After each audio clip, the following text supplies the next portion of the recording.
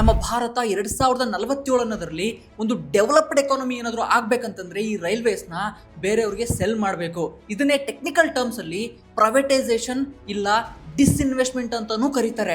ನಮ್ಮ ದೇಶದಲ್ಲಿ ತುಂಬಾ ಜನಕ್ಕೆ ಈ ತರ ಗವರ್ಮೆಂಟ್ ಕಂಪನಿಗಳನ್ನ ಪ್ರೈವೇಟೈಸೇಷನ್ ಮಾಡೋದಂದ್ರೆ ತುಂಬಾ ಸಿಟ್ಟು ಬರುತ್ತೆ. ಬಟ್ ಈ ತರ ಮಾಡೋದ್ರಿಂದ ಏನೇನ್ ಬೆನಿಫಿಟ್ ಆಗುತ್ತೆ ಅಂತ ಒಂದ್ಸರಿ ನೋಡೋಣ. ನಮ್ಮ ಸರ್ಕಾರ ಪ್ರತಿ ವರ್ಷ ಬಜೆಟ್ ಮಾಡುತ್ತಲ್ವಾ, ಅದರಲ್ಲಿ ಬರೋಬ್ಬರಿ 5% ಹಣವನ್ನ ಈ ರೈಲ್ವೇಸ್ಗಾಗಿನೇ ಅಲೋಕೇಟ್ ಮಾಡುತ್ತೆ. ದಟ್ ಈಸ್ ಅರೌಂಡ್ 2,80,000 ಕೋಟಿ.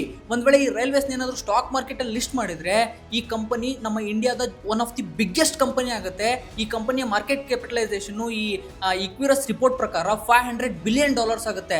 ಅಂದ್ರೆ ನಮ್ಮ ದೇಶದ one of the biggest company Reliance ಕಂಪನಿಗೆ ಕಂಪೇರ್ ಮಾಡಿದ್ರೆ 2.5% ದೊಡ್ಡದಾಗುತ್ತೆ. ಈ ತರ ಲಿಸ್ಟ್ ಮಾಡೋದ್ರಿಂದ ಏನೇನ್ ಬೆನಿಫಿಟ್ ಆಗುತ್ತೆ ಗೊತ್ತಾ? ಮೊದಲನೇ ಬೆನಿಫಿಟ್ ಏನಂತಂದ್ರೆ ಸರ್ಕಾರಕ್ಕೆ ಪ್ರತಿ ವರ್ಷ ಏನು 2,80,000 ಕೋಟಿ ರೈಲ್ವೇಸ್ ಮೇಲೆ ಸ್ಪೆಂಡ್ ಮಾಡ್ತಿತ್ತಲ್ವಾ, ಅದನ್ನ ಸ್ಪೆಂಡ್ ಮಾಡದೇ ಇರೋ ತರ ಆಗುತ್ತೆ. ಈ ದುಡ್ಡನ್ನೇ ಬೇರೆ ಕೆಲಸಕ್ಕೆ ಇನ್ಫ್ರಾಸ್ಟ್ರಕ್ಚರ್ ಡೆವಲಪ್ ಮಾಡ್ಲಿಕ್ಕೆ ಅಂದ್ರೆ ಸ್ಕೂಲು, ಬ್ರಿಡ್ಜ್, ರೋಡ್ ಇದನ್ನ ಬಿಲ್ಡ್ ಮಾಡಕ್ಕೆ ಸರ್ಕಾರ ಅಲೋಕೇಟ್ ಮಾಡಬಹುದು. ಎರಡನೇ ಇಂಪಾರ್ಟೆಂಟ್ ಥಿಂಗ್ ಏನಂತಂದ್ರೆ ಈಗ ಈ ಕಂಪನಿ ಸ್ಟಾಕ್ ಮಾರ್ಕೆಟ್ ಅಲ್ಲಿ ಲಿಸ್ಟ್ ಆಗಿದೆ ಅಂತಂದ್ರೆ ಫಾರಿನ್ ಇನ್ವೆಸ್ಟರ್ಸ್ ಕೂಡ ಈ ಕಂಪನಿನಲ್ಲಿ ಇನ್ವೆಸ್ಟ್ ಮಾಡ್ತಾರೆ. ಅವ್ರು ಹೆಂಗ್ ಇನ್ವೆಸ್ಟ್ ಮಾಡ್ತಾರೆ? ಡಾಲರ್ ನ ತಗೊಂಡ್ ಬಂದ್ಬಿಟ್ಟು ನಮ್ಮ ಇಂಡಿಯಾದಲ್ಲಿ ಇನ್ವೆಸ್ಟ್ ಮಾಡ್ತಾರೆ. ಇದರಿಂದ ನಮ್ಮ ದೇಶದ ರಿಸರ್ವ್ ಕೂಡ ಜಾಸ್ತಿ ಆಗುತ್ತೆ. ಈಗ ಬೇರೆ ದೇಶದವ್ರು ನಮ್ಮ ದೇಶದಲ್ಲಿ ಬಂದು ಇನ್ವೆಸ್ಟ್ ಮಾಡೋದ್ರಿಂದ ನಮ್ಮ ಕರೆನ್ಸಿ ಏನಿದೆಯಲ್ವಾ, ಡಾಲರ್ ವಿರುದ್ಧ ರುಪಿ ಏನ್ ಇಷ್ಟು ದಿನ ಜಾಸ್ತಿ ಡಿಪ್ರಿಶಿಯೇಟ್ ಆಗ್ತಿತ್ತಲ್ವಾ, ಈಗ $1 = 95-96 ರೂಪಾಯಿ ಇದೆ ಅಲ್ವಾ, ಇದು ಸ್ಟೆಬಲೈಸ್ ಆಗುತ್ತೆ.